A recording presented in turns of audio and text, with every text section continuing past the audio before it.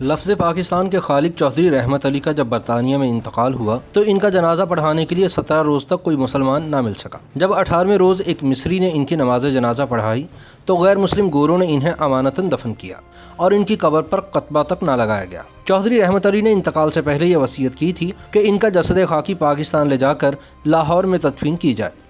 تاہم آج 70 برس گزر گئے لیکن ان کا جسد خاکی پاکستان نہ لایا جا سکا۔ چودھری رحمت علی کی روح آج بھی اس انتظار میں ہے کہ ان کے جسد خاکی کو پاکستان لا کر لاہور میں دفن کیا جائے۔ اس لیے یہ کہا جائے تو بے جا نہ ہوگا کہ چودھری رحمت علی پاکستانی قوم کی محسن کشی کا شکار ہونے والے پہلے پاکستانی تھے۔ 16 نومبر سن 1897 کو جنم لے کر 3 فروری سن 1951 کی دوپہر ہمیشہ کے لیے آنکھیں بند کر لینے والے چودھری رحمت علی کے بارے میں ایک عام پاکستانی بس اتنا ہی جانتا ہے کہ انہوں نے لفظ پاکستان تخلیق کیا تھا۔ اس کے علاوہ ہم ان حقائق سے واقف نہیں کہ انہوں نے تنہا کس طرح تحریک پاکستان چلائی اور اس تصور کو یوں عام کیا کہ ہندو اکثریت لفظ پاکستان سے خوف کھانے لگی۔ چودھری رحمت علی گوجر نے بر صغیر میں پہلی بار ایک آزاد اور خود مختار مسلم ریاست کا تصور ہی پیش نہیں کیا بلکہ عقلی، تاریخی اور منطقی دلائل سے اس تصور کو حقیقی اور عملی خاکے میں بھی ڈالا اور اسے ایک نام بھی عطا کیا۔ اتنا ہی نہیں، چودھری رحمت علی کی ذہانت، دوراندیشی اور اخلاص نے بنگال اور اقلیتی صوبوں کے مسلمانوں کو بھی نظر انداز نہیں کیا۔ بعض لوگوں کے نزدیک چودھری رحمت علی کی طرف سے ہندو اکثریتی صوبوں میں بکھرے ہوئے مسلمانوں کے لیے مختلف ناموں سے ممالک کی تشکیل کا خواب محض سودے بازی کے لیے تھا، لیکن جس طرح وہ قیام پاکستان کے بعد بھی بھارت کے مسلمانوں کے تحفظ کے لیے کوشاں رہے، اس سے یہ حقیقت سامنے آتی ہے کہ ان کے دل میں ان مسلمانوں کے لیے کتنا درد تھا۔ چودھری رحمت علی کے کارنامے کی وقت اور ان کی شخصیت کی عظمت کے عزیز کی تصنیف رحمت علی بایوگراف ہمارے سامنے لاتی ہے۔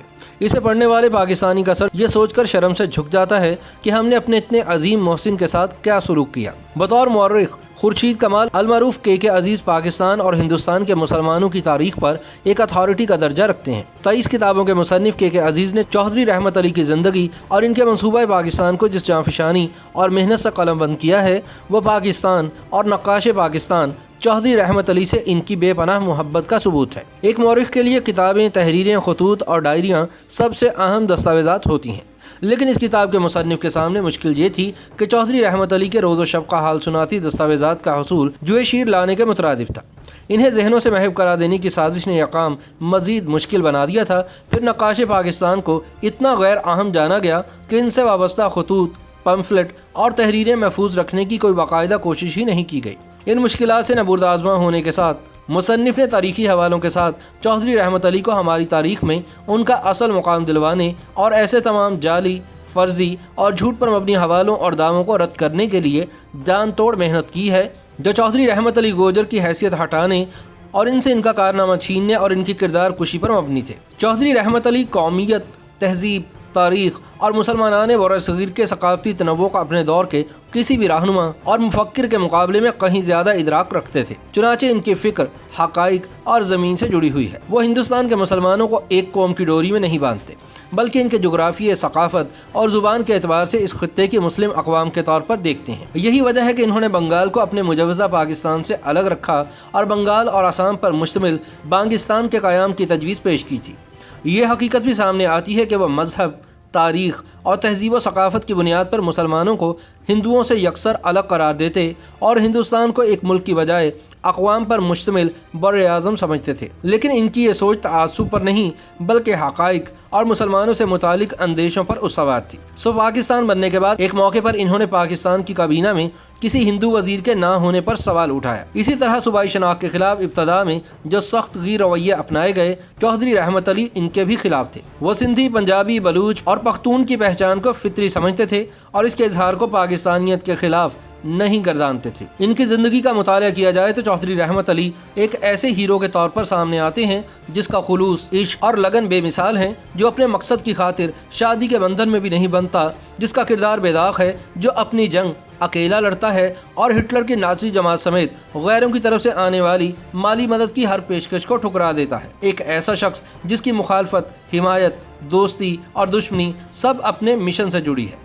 ایک ایسا نام جسے مٹانے کے لیے سیاستدانوں، مورخین، محققین اور صحافیوں کی پوری جماعت، یہاں تک کہ ریاست بھی کمر بستہ ہو گئی، لیکن وہ نام نہ مٹ سکا۔ چودھری رحمت علی کے ساتھ یہ سلوک کیوں کیا گیا؟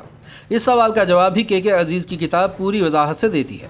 ایک شخصیت جو اس تصنیف کا موضوع ہے، اس کی حیات اور خدمات سامنے لانے کے ساتھ ساتھ اس کتاب کے اوراق کتنے ہی رازوں سے پردہ اٹھاتے ہیں اور ہماری تاریخ کے کتنے ہی پوشیدہ پہلو سامنے لاتے ہیں۔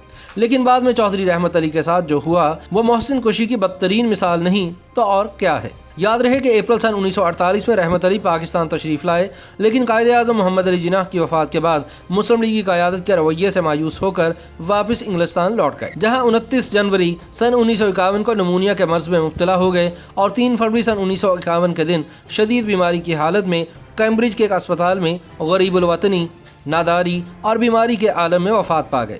چودھری رحمت علی کا جسد خاکی انگلستان کے شہر کیمبرج کے قبرستان میں آج بھی امانتاً دفن ہے، کیونکہ ان کی خواہش تھی کہ ان کو لاہور میں دفن کیا جائے۔ ان کی تدفین کے اخراجات ان کے کالج نے برداشت کیے، جہاں چودھری رحمت علی کی ایک تحریر محفوظ ہے جس میں لکھا ہے کہ اگر ان کی قوم یا ان کے رشتہ دار ان کی میت ان کے وطن واپس لے جانا چاہیں تو ان کو سہولت فراہم کی جائے۔ چودھری رحمت علی کی روح آج بھی اس انتظار میں ہے کہ ان کا جسد خاکی پاکستان واپس لا کر لاہور میں دفن کیا جائے۔